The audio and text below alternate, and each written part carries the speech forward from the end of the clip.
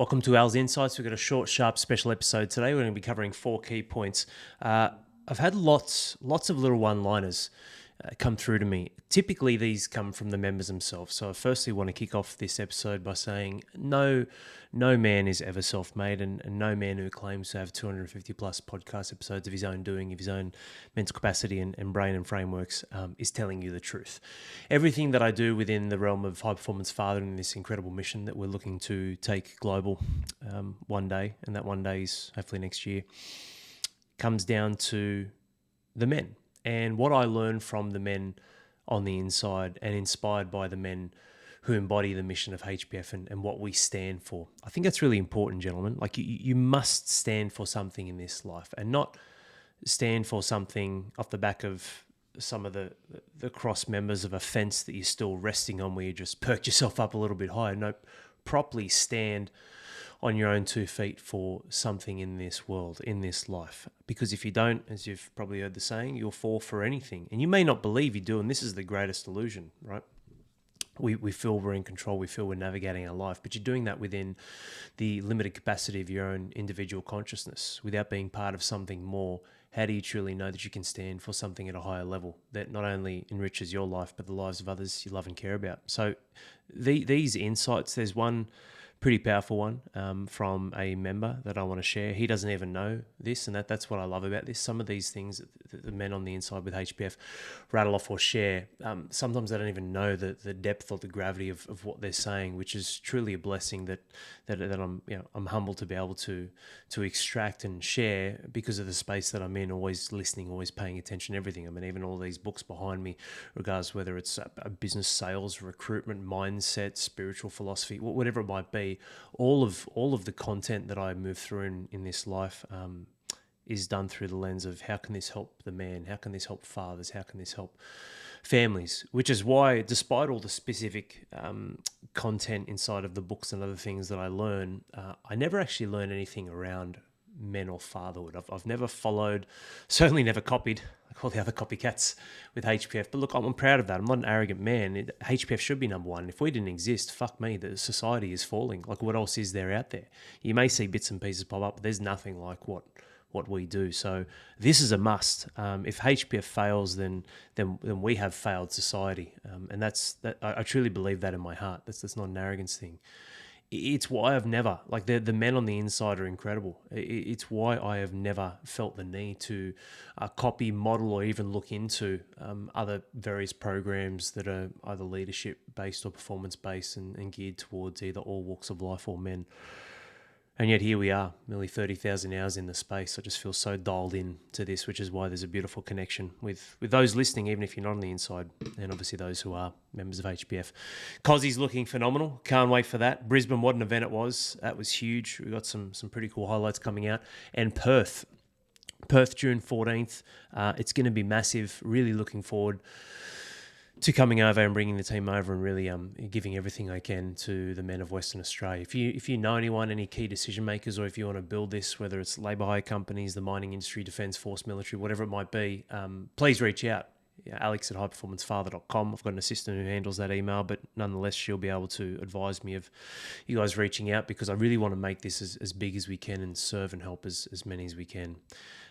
Let's get on into it, man. Al's Insights. So 4 key points I want to cover today and ripping through them, just giving you perspective. Please understand with these key points, I'm not here to motivate you. I'm a passionate man. I'm here to drive and inspire change, of course, but I can't change you. You must change yourself. You're the one who has the keys to your own house, castle, kingdom, and you're the one that puts that key in the lock, turns the key and opens the door and walks through. So all I can do is present various doors, be it perspectives or different opportunities in real time, action strategies and tactics or foundational things on your belief systems and what you stand for.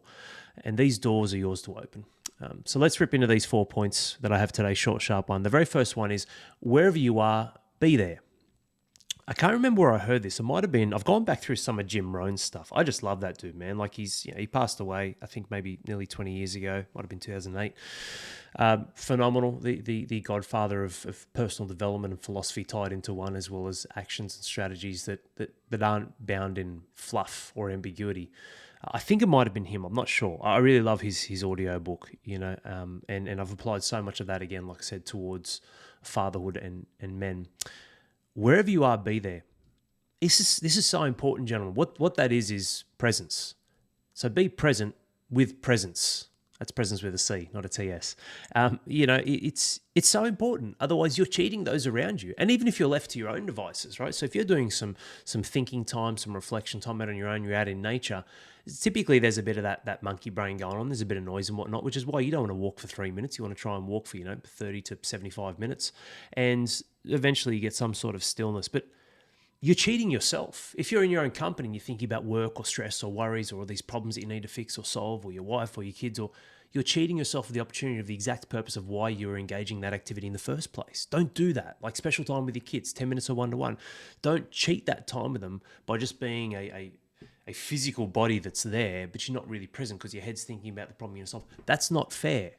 Wherever you are, be there. When we talk about family, self, and service, these three circles, what I'm talking about, for me anyway, is a law.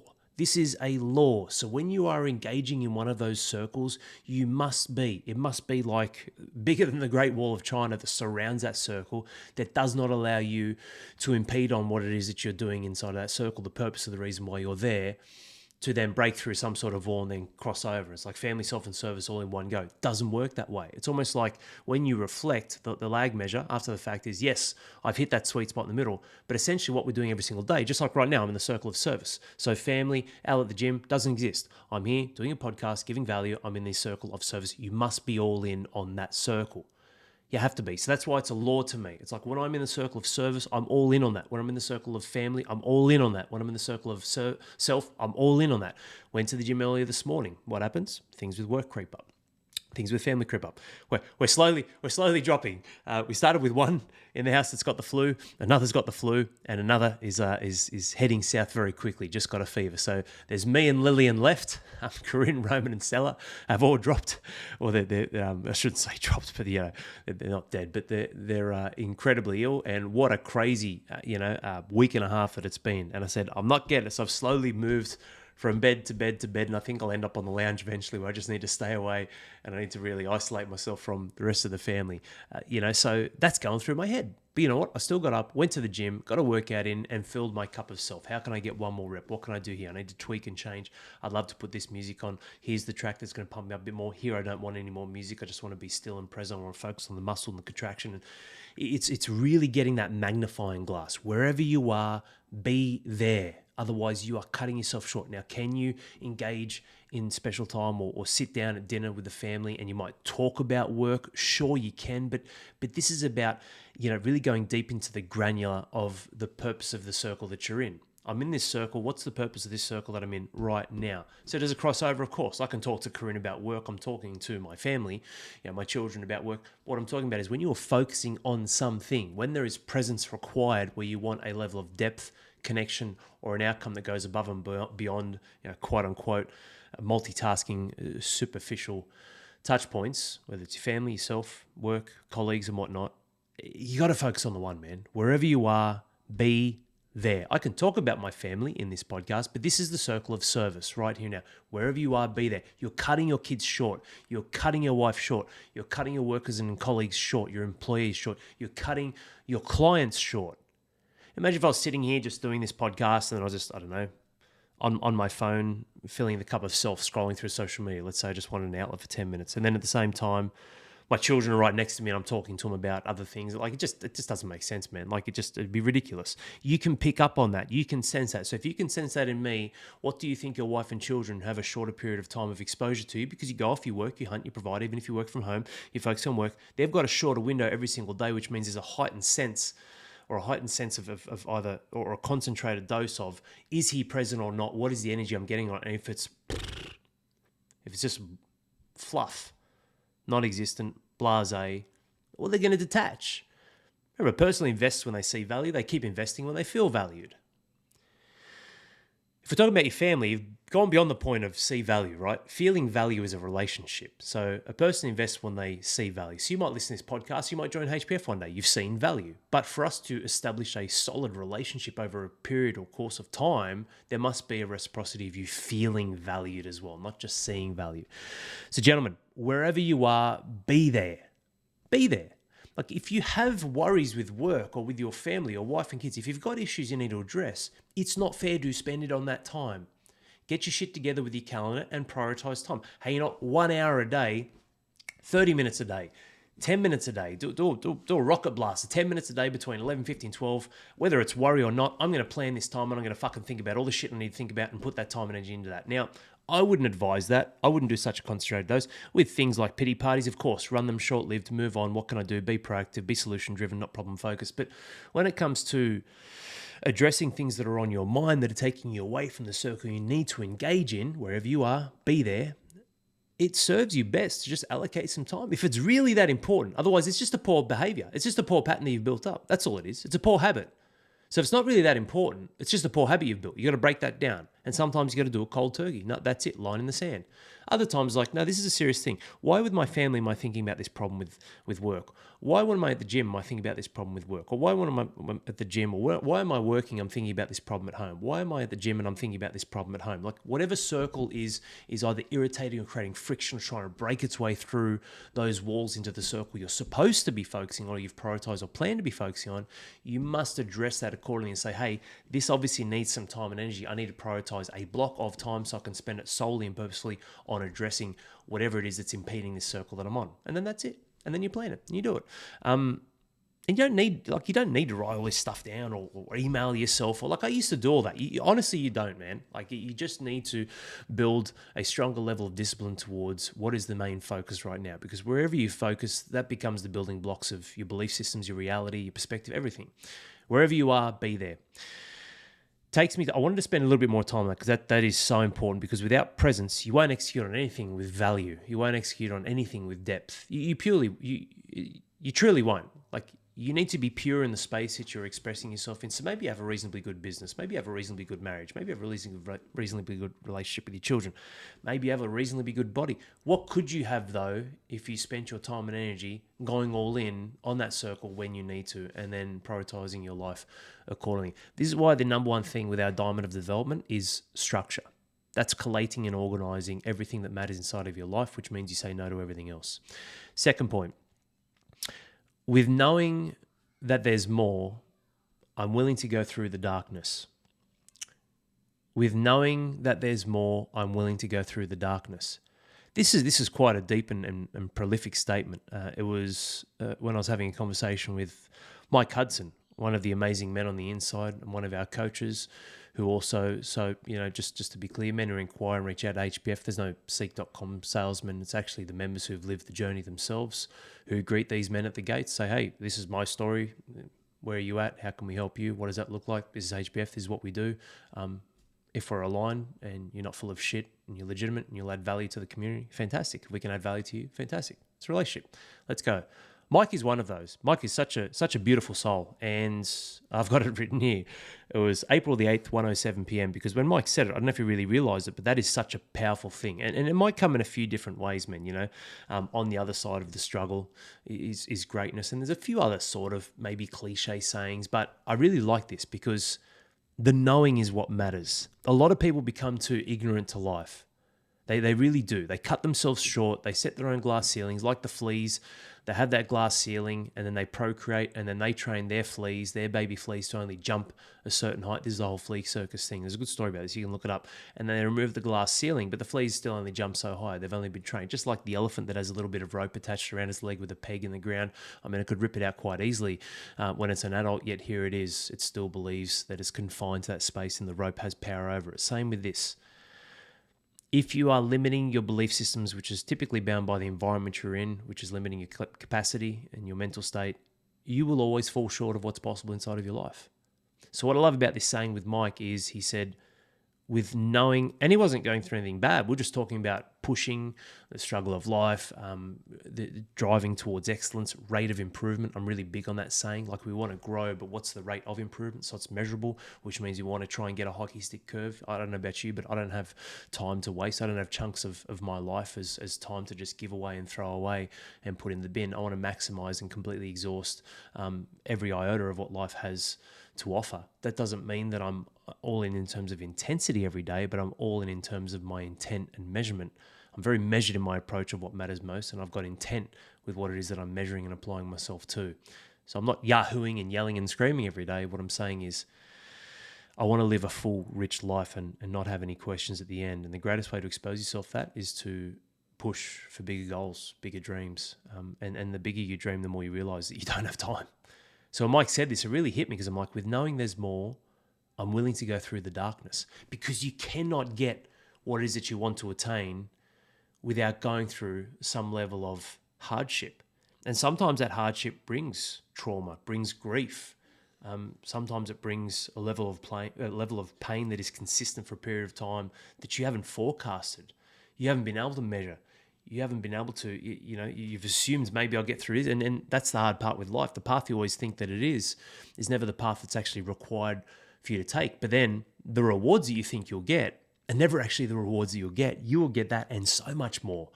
It's like the Wizard of Oz. This green curtain reveals itself like, oh, shit, man. I was doing this to achieve that. But look at these other 3 or 4 prizes that I've gotten. And that's how I truly feel with HPF. Like, it's not, look, world stuff, whether it's mortgage, interest rate, the world falling apart, politics, like pick your poison, man. There's always something that we can worry or whinge or complain of. And guess what? If you go through the old newspapers or you speak to older people, there's always been something that's going to destroy the planet, destroy the world, destroy society, destroy the man, destroy the woman, destroy children. There's a cancer, there's a disease. There's always something. What can you focus on? And through having a personal drive that says, you know what, I've just accepted that life is going to be tough, but I've also accepted that it's my responsibility, I can do something about it. You then acknowledge that in the game of going through the darkness, you can come through the other side and get rewards you never thought possible, because you've done what you've never done before. And just to tie all that together, my point is, regardless of how tough and how hard life is, because of what I've engaged with HPF, I've gotten so much more out of this. Like, I can see exactly what will happen in the life of a man and what can happen in my life either way, good or bad, in my 40s, in my 50s, in my 60s, even into my 70s. I've learned so much. I've accelerated the wisdom because of what I've absorbed as a sponge from all the men around me before me who've bought into HPF and what they can be. So I've learned so much from them, but in return, I and we have also invigorated some of these older bulls inside of life and what they can do instead of just fucking settling and not doing anything and just accepting life for what it is. So my point is this: I started HPF to create impact and change in my own life and with the lives of others, because when you're learning, you learn once and you learn it for the first time, and it's got value when you apply it. But when you show that, when you're teaching that, when you're expressing that, when you're sharing that, you don't learn a second time, or you don't need to relearn something. What you're doing is re-emphasizing the value of what it is that you learned in the first place. So when I talk about family, self, and service, for myself, cool. When I journal about it, cool. When I share it in a podcast, cool. When I share it with members, when I share it on stage or doing events or other things. So when I'm doing this multiple times, dozens and dozens and dozens of times, I'm reiterating how valuable that is. That's why it's a law to me. That's so cool. Like, the ROI is massive. Like, you men out there give me so much more than I feel I can give you. And what I give you, man, is your marriage is back and your life back together, and you're rejuvenating your heart and your soul to actually have desire and a drive towards pursuing the life that you're actually fucking born to live. Like, so they're pretty big things. And I'm still saying you give me so much more than that, and thank you. 39 turned 40 this year, and I feel so blessed whether I'm in the second half or not, I don't know how long I'll live, to have this level of wisdom. So started HPF just wanting to help fathers and families. Now it's become this massive juggernaut, which I still feel we're only warming up. We're building a huge play heading into 2026, which is going to be massive. And I look at the rewards. If HPF didn't exist, the reward that I've gotten peeling that green curtain back of the growth of just what my one perspective was on the other side of this darkness, I'm going to learn something. What am I going to learn? Not quite sure. I'm going to be able to provide some financial support for my family. I don't want to be in the gym space anymore. What does that look like? I'm not quite sure. Don't know how much money I'll make. I want to help men. How much we help them? Not quite sure. Now look at my vision board. There's men sharing stories of how they got their fucking family back together and they've had more kids, and other men who are so grateful for the level of growth they've achieved in the life personally, professionally. Other men who've made millions of dollars, but also they brought their family along for the ride. Other men who've saved their marriages even after they thought it was beyond repair. So I'm looking at this vision board going, wow. So I didn't know the level of how much I would get out of this. But if HPF didn't exist tomorrow, fuck me, man. In family, self, and service, like I'm set. Like in family, self, and service, know how to provide value to the marketplace and in turn have a financial reward which provides a tool for me to live the life that I want with my family and provide for them and protect them. I know the ins and outs of relationships. These are always growing things too. I never stop. But I know the ins and outs of relationships with my wife, the intimacy with a man and a woman, a man with his children, how to lead and how to foster growth and challenge that inside of their family, whether it's his wife and or his children. Now to look after my health and my body. Now to engage in relationships depending from a man, a business owner, someone who's an employee, how I can help them, how I can guide them in their own family self. Like the level of skill sets I've developed, the structure of my life, the capacity that I have, the consistency that I have. Fuck, man. Like I didn't think I was going to get all this sort of stuff. Yet here we are, just living the embodiment of HPF.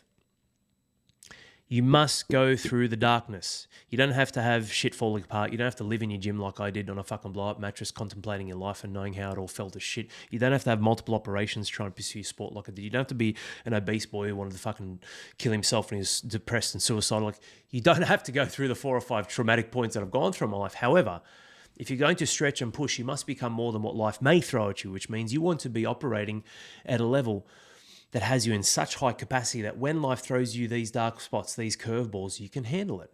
So it's almost like every day, because I'm obsessed, I really am obsessed with growth, but because of the law of family, self, and service, my obsession with HPF doesn't overrule my health. My obsession with HPF doesn't overrule my family. My obsession with being the greatest family man I can doesn't overrule HPF, doesn't overrule my body, and so on and so forth. When you operate from that level and you've got this obsession for life, you really can move through the dark spots.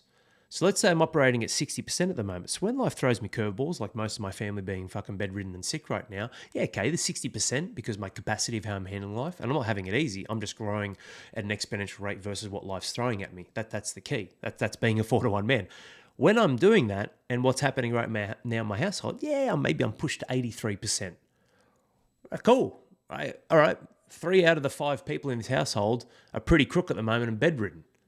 Okay, cool. What am I going to do about it? And that's something I shared with one of our members. Like, the reason why I can push and stretch this rubber band out of the middle of family, self, and service and push harder in self, harder in service when I need to, harder in family, is because I've got enough rubber bands, I've got the capacity to handle it. It's the reason why RDM just survived when it shouldn't. I was an international athlete, so I could pump 18-hour days for months on end and it didn't affect me at all. I had the capacity.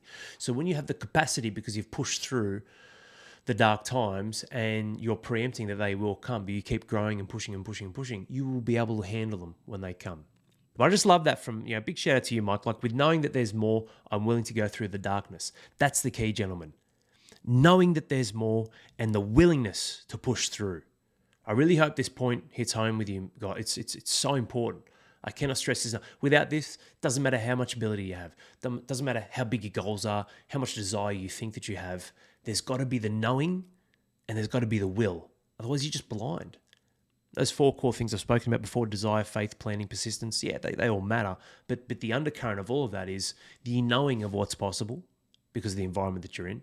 And not only the knowing, but the willingness to move through the darkness. The desire to achieve the goal. No one desires to move through darkness. The desire to achieve the goal, but the willingness to move through the darkness. With knowing that there's more, I'm willing to go through the darkness. Powerful stuff, Mike. Thank you. Third point, the only reason I invest in myself is to give more to others. This just hit me the other day. It was like a voice in my head. It was crazy because I look at this, I'm like, there's always this battle on, selfish. What is selfish? Investing in yourself. You are the prize. One of our men's wives was going, "Oh, you guys always talk about being the prize. That's not fair." I'm like, no. Be the prize for your family. Be the prize for your wife and kids. How can you be the prize for yourself? You're not fucking Tom Hanks in Castaway on an island like yourself. What good does that do you? You invest in yourself to stay alive, but you're not living that life, are you? You're living in a society, in reality, with a family nucleus as well as other people you engage with, be it work and or just the general community. Like, the only reason I invest in myself is to give more to others. Why? Well, Christmas time, do you like receiving or giving gifts? I'm telling you, man, the greatest gift is the gift of giving. It really is. But if you give at the chronic cost of yourself, you're fucked. And so are they. And you can't keep giving. So I want to give a lot, and I want to give for a long period of time. So get that through your psyche when you're hesitating or second guessing whether you should do something for yourself, whether you should join HPF or not, whether you should invest in yourself or not. You're your greatest asset. Most of you are liabilities right now. Why? Because you haven't been investing in the asset. So it's become a liability. You've turned away. The cup is turned upside down. We talk about pouring your cup so you can pour into others. Like, your cup is upside down, mate. So anything you try and pour just spills into family and service right away. You pour nothing into yourself. Think about that as a visual. It's not, no, I don't pour in my cup anymore. It's like, no, you got the 3 cups, but your one's fucking turned upside down. So as you pour onto it, you're pouring onto it, not into it. It hits the base, spills out over the edges, and goes into the other 2. What use are you to anyone else? So 1, you probably don't pour, and 2, your cup's upside down. What use are you to anyone else? You're running on the past capacity that you built, which will run its course and end. I'm telling you right now, this sounds crazy. Like, I'm in the gym, I'm enjoying looking at my chest. It's big and strong. My muscles are big and strong. I'm doing well. I'm getting my body in great shape, so on and so forth. Yeah, great. But what can I do with that? Not just how much can I bench press or squat. What can I do with this capacity? What can I do with this energy? What can I do with this posturing? I walk in the room, people look at me like, well, this guy's pretty fucking organized. Like, yes, I'm a big dude, but like, I'm not a big skinny dude. I'm not a big fat dude. I'm a dude who's got his shit together. I've trained for 26 years. Yeah, and that's had ups and downs because of the injuries I've had and the reconstructions and operations, but I've trained for a long time. When you invest in yourself, it's about developing what you can now provide for others that you love and care about. I just can't, like, and it's so weird that I've never said this one-liner before. I've never, ever. Because we already know. It's like when you come into HPF, there's no judgment. It's judgment-free. Like, there's no bullshit, no fuckwits. Like, it's a great community. It's a phenomenal community. It's a leadership organisation. It's unbelievable the level these boys are rising at, with respect to the men of the old guard. And some of those guys are still there. We still have some OGs. But, yeah, man, that standard's unbelievable right now. And it'll continue to grow. The only reason I invest in myself is to give more to others. That is the absolute truth. Professionally, from a service point of view, with my family, the circle of self gets full with capacity and skills, so I can pour more into family and service. When you have that and you acknowledge that, you are the prize for your family. That's what leadership's about. Give them the very best of you and keep pushing what that very best is. Keep redefining what very best is. Keep raising the bar of what very best is. Greatest gift a man can ever give his family is the very best of himself. 1:37 p.m, top of Mount Kosciuszko, November 4th. Unbelievable, right? That is like, that's my quote of all time. I've got some pretty good ones, but this one is right up there, man. The only reason I invest in myself is to give more to others. I just want you to think about that. Where are you dropping the ball because you're not investing in yourself, which means what you are giving to others is not the best of you. It's not the most of you and what you can actually give. I'll save that for another hour's insights. I've got a pretty cool one-liner on that, but really, really important. Really, really important to reflect. Where are you not giving your family the best of you? What are you not giving to to others that you love and care about that you possibly could? The only reason, it's not selfish. The only reason I invest in myself, it's selfish not to. Right? What's that? It's being called a martyr. Right? You're sacrificing yourself for others. But once the sacrifice is done, you can't give any more. Like, would you rather sacrifice once for others? Or would you rather invest in yourself so you can give more to others for a longer period of time? I want to give my family the most for the longest. The most for the longest. The most for the longest. That's what you want. Like, tell me I'm wrong. Like, I'm all ears. Send me an email. Alex@highperformancefather.com. Like, I'm telling you, man, who would not want to give the most for the longest to those they love and care about? We've got to give the best to yourself first. And that comes with you developing who you are and investing in yourself. Final point, we'll wrap this up. Don't wish for a better wind. Develop the skills to set a better sail. This was, and I don't think it was Jim Rohn's quote, but I heard this on the audiobook, and he sort of, he said, I think he changed the wording a little bit. I think he said, don't wish for a better wind, hope or pray or wish for a better sail, something like that. But so it was good, but I'm against wish. Like, wishful thinking is almost like, this is something I can't attain, but I'd love it if it could just land in my lap. That's sort of like, if you look at the definition of wish or wishful, yes, I'm very cautious around that. So I just wanted to tweak it a little bit. Don't wish for a better wind, right? That ties your hands up. It's a victim mentality. You're hopeless, useless, no responsibility, No power, no control, nothing. Like who would want to live that way? Not me. Don't wish for a better wind. Develop. Does that mean develop is an action-based word? Develop. So you're doing something. You are increasing something. You are improving something. Develop the skills to set a better sail.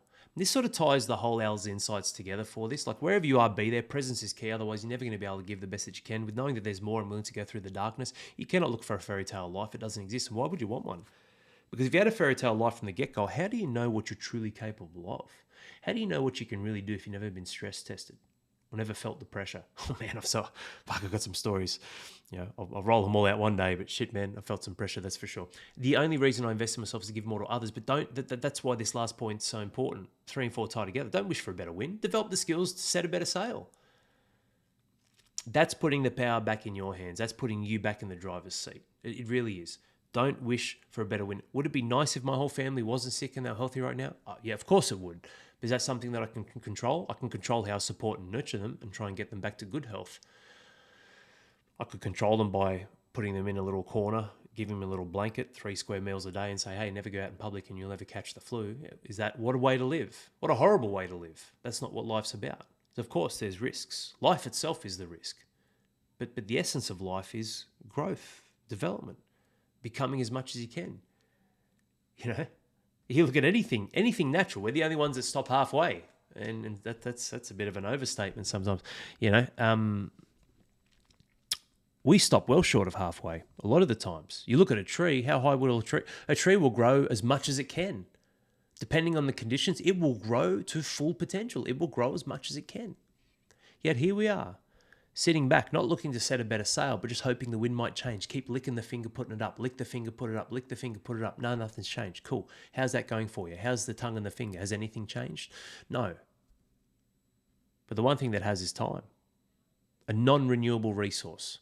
So as we wrap this up, man, I hope this Al's insights served you well. Wherever you are, be there. With knowing that there's more, I'm willing to go through the darkness because dark times will come. The gradient or the heaviness or depth of that darkness, I don't know. You don't know. But what you can do is you can fabricate challenge, like what I'm building with HPF, like what I do in the gym, like what I do with my family. I'm not looking for happy families all the time. I challenge and push my family, my wife and my children to grow, to become more. And then I'm also the puppy dog sometimes. And we have rest, recuperation, and a different type of connection. And same with family, self, and service. Same with all of them. So you don't need to fabricate trauma in your life or fabricate darkness, but you can fabricate and engineer a level of challenge within some level of stability that allows you to push and stretch and grow. But know that when life comes with those curveballs, because you've developed those muscles in life, you'll be able to handle it. Because there will be dark times. The question is, are you willing to move through them? There is more on the other side, but do you know that there is? With knowing that there's more, I'm willing to go through the darkness. The only reason I invest in myself is to give more to others. That's massive. That's huge, man. I love that one. That's one of my favorites. It really is, because it's true. The only reason I invest in myself is to give more to myself. How? Well, that doesn't even make sense. More to yourself with what? Money? Well, there needs to be exchange of value. More with yourself, what? Love. Well, you can't fuck yourself. Excuse the French, but you're looking for a relationship with a woman to have a deep, meaningful level of intimacy. With your children, I can't shrink down and become a child. The only reason I invest in myself is to give more to myself. That doesn't even make sense. The only reason I invest in myself is to give more to others. More and longer. And don't wish for a better win. Develop the skills to set a better sail. You do that, and I promise you, men, you apply, action will change with those 4 key points in mind. You'll be more present. You'll develop a greater capacity for life, a greater skill set. You won't be a victim. You have pity parties, they're short-lived. You'll set a better sail. You'll develop the skills. You understand the value of investing in yourself, and you know that there is more on the other side, and you are willing to move through those dark times. And you put all those 4 together, mate, what a Q2 that you can have. Or whenever you're listening to this, but at the time of this, 16th of April, ripping into Q2. What a time to be alive. How fast does it go? Thank you, man. Take care. Have an amazing day. I'll see you on the next one. Cheers.